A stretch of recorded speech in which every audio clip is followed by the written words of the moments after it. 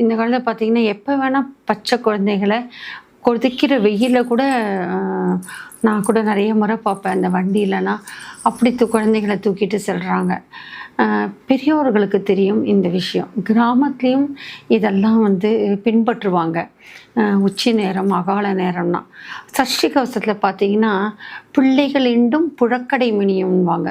சாயங்காலம் 5 மணி ஆயிடுத்துனாலே புழக்கடை கதவை பின் கதவை சாத்திடணும் அப்படின்னு சொல்லுவாங்க.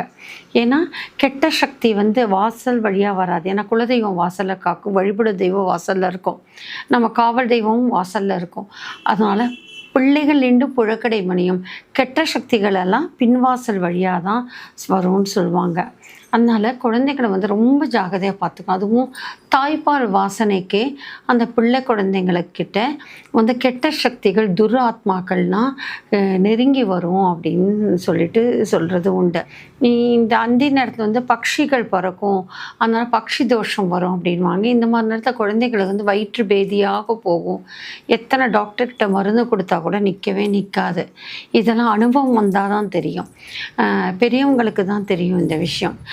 உச்சி நேரத்துலேயும் சரி, அந்தி சாயிற நேரத்துலேயும் சரி தான் கெட்ட சக்திகளுடைய நடமாட்டங்கள் ரொம்ப இருக்கும். ஏன்னா தொட்டிலில் வேப்பிலை கட்டி விடுறது, அந்த அதை குழந்தைங்களுடைய கையில் காப்பு மாதிரி கட்டுறது, அப்புறம் குலதெய்வத்தை நினச்சி மந்திரம் முடிச்சு போட்டு குழந்தைகளுக்கு தொட்டிலையும் இடுப்புகளையும் அந்த கயிறு கட்டி விடுவாங்க.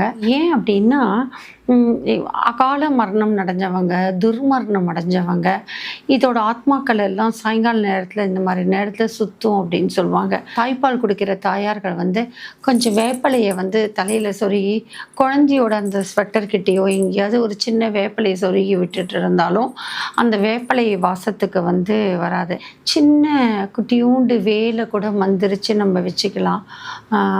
தெய்வத்துடைய மந்திரிச்சு விபூதி இருக்குல்ல, அந்த விபூதி எடுத்து குழந்தைகளுக்கு, ஒரு வயசு குழந்தைங்களுக்குலாம் அதனால் விபூதி இட்டால் தப்பு கிடையாது. அதனால் சாமியோட விபூதி எடுத்து குழந்தைகளோட வயிற்றுலையும் பாதத்திலையும் நெற்றியிலும் நம்ம இட்டுக்கொள்ளலாம். அதே மாதிரி மாதவிடாய் நேரமாக இருக்கும், அந்த நேரத்தை குழந்தைகள் எடுத்துகிட்டு வருவாங்க. பூஜைக்காலனா கூட சரி, அந்த விபூதி பசு சாணத்தில் தான் செய்கிறாங்க. அந்த விபூதியை எடுத்து நம்ம குழந்தைக்கு இட்டுண்டு தைரியமாக கிளம்பலாம். முடிஞ்ச வரைக்கும் உச்சி நேரத்துலேயும் அந்தி சாய்கின்ற நேரத்துலையும் நடுநிசியிலும் பிள்ளைகளை வெளியில் கொண்டு போகாமல் இருக்கிறது நல்லது.